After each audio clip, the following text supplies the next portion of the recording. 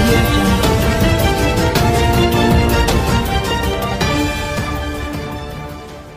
దీర్ఘకాలం మనగలిగే విధంగా ఒక ప్రయత్నం కూడా హెచ్ఆర్డిసిఎల్ ఆధ్వర్యంలో చేస్తున్నాం. దానికి కూడా ఒక ప్రత్యేకంగా ఒక సిఈ గారు ఉన్నారు, వారి సిబ్బంది కూడా ఉన్నారు, వారందరూ కూడా ఇక్కడే ఉన్నారు. మీ వైపు నుంచి ఏమైనా సమస్యలు కానీ ఏమైనా సజెషన్స్ కానీ ఉంటే వారు ఆ విషయాన్ని కూడా నోట్ చేసుకుంటా ఉన్నారు. దాంతోపాటు ఎఫ్ఓబీస్ కూడా కావాలి, ఫుట్ ఓవర్ బ్రిడ్జెస్ కావాలి. ఇలాంటి కనీస అవసరాలు, రోడ్డు దాటాలంటేనే మరి మెట్రో ఈరోజు డివైడర్లు కూడా పెద్ద ఎత్తున ఏర్పాటు చేయడం వల్ల కొన్ని ఇబ్బందులు వస్తూ ఉన్నాయి. వాటి విషయంలో కూడా కొన్ని చోట్ల ఇప్పుడు ఫుట్ ఓవర్ బ్రిడ్జ్లు కడుతున్నారు, ఇంకా కొన్ని కూడా చేయాల్సిన అవసరం ఉంది. వాటిని కూడా చేసుకుంటూ ముందుకు పోతాం.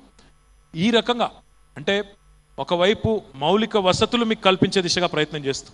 మీ చెరువుల విషయంలో కూడా ఇప్పుడే ఎమ్మెల్యే గారు చెప్పారు, చెరువుల విషయంలో మన Hyderabad metro water supply and sewerage, అదే రకంగా జిహెచ్ఎంసి ఇద్దరూ కలిసి మన హైదరాబాద్లో 185 చెరువులు ఉన్నాయి. 185 చెరువుల్లో మొదటి దశలో 20 చెరువులు జిహెచ్ఎంసి, ఇంకొక 20 చెరువులు హెచ్ఎండిఏ, అంటే 40 చెరువులు తీసుకొని ఈ 40 చెరువులను కూడా 541 కోట్ల రూపాయలతో ఆధునీకరిస్తున్నాం, సుందరీకరిస్తూ ఉన్నాం.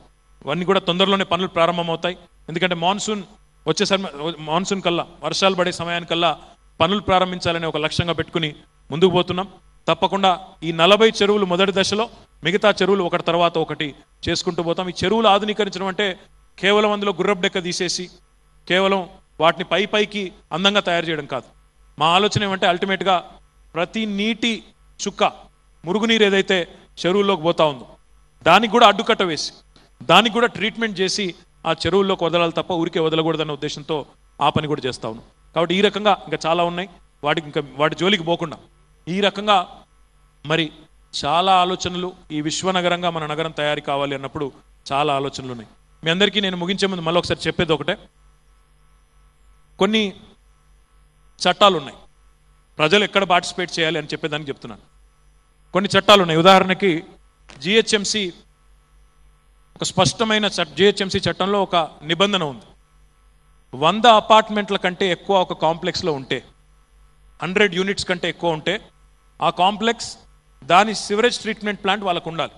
ఎందుకంటే మీరు ఉత్పత్తి చేసే మురుగునీరు ఏదైతే ఉంటుందో మళ్ళీ మీరు డ్రైనేజీలోకి వదలడమో లేకపోతే పక్కన ఉన్న చెరువులోకి వదలడమో పెడతారు. కాబట్టి దాన్ని మీరే ట్రీట్మెంట్ ప్లాంట్ కట్టాలి అనేది ఒక నిబంధన ఉంది. నేను మొన్న మా చీఫ్ సిటీ ప్లానర్ ఇక్కడే ఉన్నారు, వారిని అడిగాను హైదరాబాద్లో ఎన్ని యూనిట్లు ఇట్లా ఉన్నాయని అడిగాను. ఆయన చెప్పింది ఏమంటే 230 యూనిట్స్ ఉన్నాయి. 230 బహుళ అంతస్తుల నిర్మాణాలు, అంటే 100 యూనిట్ల పైన, 100 అపార్ట్మెంట్ల పైన ఉన్న కాంప్లెక్స్లు 230 ఉన్నాయి. మరి ఎంతమందికి ఎస్టీపీ ఉందని అడిగాను. ఆయన ఏమంటారంటే 70-80% ఎస్టీపీలు ఉన్నాయన్నారు. నేను అడిగాను మరి ఎన్ని పని చేస్తున్నాయని అడిగాను. 25-30% కంటే ఎక్కువ పని చేయడం లేదు.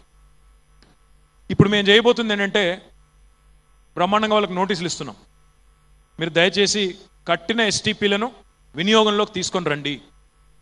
మొదటి నోటీస్ ఇస్తాం, తర్వాత ఇంకొకసారి చెప్పి చూస్తాం, వినకపోతే భారీ జరిమానాలు, పెనాల్టీలు వేయడం, అవసరమైతే ఇంకా రకరకాల మార్గాలు. పెద్దలు చెప్తారు సామ దాన భేద దండోపాయాలు ఉంటాయి. మరి ఇక మాకు కూడా తప్పదు, ఇక విజ్ఞప్తులు చేస్తాము, దండాలు పెడతాము, అన్నీ చేస్తాం. ఇన్ని చేసిన తర్వాత కూడా వినకపోతే మరి ఇంకా చేయాల్సింది మాకు కూడా చేయాల్సి వస్తుంది. కాబట్టి నేను మీ అందరితో కూడా కోరేది ఏమంటే నగర నిర్వహణలో కొన్ని సందర్భాల్లో చాలా కఠినంగా కూడా వ్యవహారం చేయాల్సి వస్తుంది. నాలాల మీద ఇల్లు కట్టారు, వాటిని కూలగొడదామంటే కొంతమంది అడ్డం వస్తూ ఉంటారు, రకరకాల కారణాలు. వాళ్ళందరికీ డబుల్ బెడ్రూమ్ ఇల్లు ఇస్తాము, దయచేసి వాళ్ళందరినీ కూడా తొలగించేదానికి మాకు అడ్డు రాకండి అంటే ఇందులో రాజకీయాలు ఉంటాయి, ఇంకోటి ఉంటాయి, రకరకాల కారణాల వల్ల అడ్డం వస్తారు. ఇట్లాంటి విషయాల్లో దయచేసి పౌరుల భాగస్వామ్యం మాకు అవసరం. ఎందుకంటే అవన్నీ నగరానికి సంబంధించిన అంశాలు. నాలా మీద ఇల్లు కడితే, నాలా మీద గోడ కడితే ఒక ఆయనకు మాత్రమే నష్టం కాదు, మనందరికీ నష్టం. ఆ నీళ్లు మళ్ళీ తనుకొని వస్తే మనందరి మీద కూడా పడతాయి. కాబట్టి ఇట్లాంటి విషయాల్లో మీ సహకారాన్ని కోరుతా ఉన్నాం.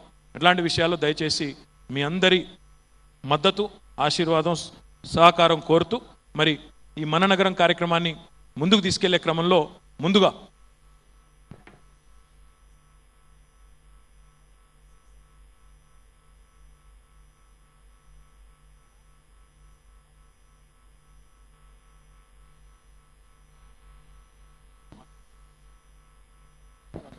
ఒక మాట మీరు మాట్లాడే ముందు ఇప్పుడు కూర్చో. ఇప్పుడు మన నగరం సురక్షితంగా కూడా ఉండాలి కాబట్టి నగరం భద్రంగా ఉండాలి. కాబట్టి మరి మన ప్రభుత్వం ఇప్పటికే 1,00,000 సీసీ కెమెరాలు హైదరాబాద్లో మనం పెట్టాలని ఒక ప్రయత్నంలో ముందుకు పోతా ఉన్నాం. మరి మీరు మాట్లాడే ముందు పోలీస్ డిపార్ట్మెంట్ ఒక 3 నిమిషాలు వారి నగరాన్ని సురక్షితంగా ఉంచే క్రమంలో మీ భాగస్వామ్యాన్ని వాళ్ళు ఎట్లా కోరుకుంటున్నారో ఆ వీడియోని ఇప్పుడు ప్రదర్శిస్తారు. తర్వాత మరి మీ వైపు నుంచి వీడియో ప్లే చేస్తారా? Thank you.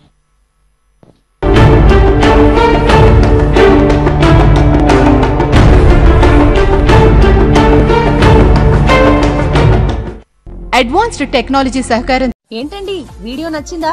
అయితే ఓ లైక్ వేసుకోండి, లేదంటే ఓ కామెంట్ చేయండి. ఎప్పటికప్పుడు మా వీడియోస్ చూడాలంటే సబ్స్క్రైబ్ చేసుకోండి.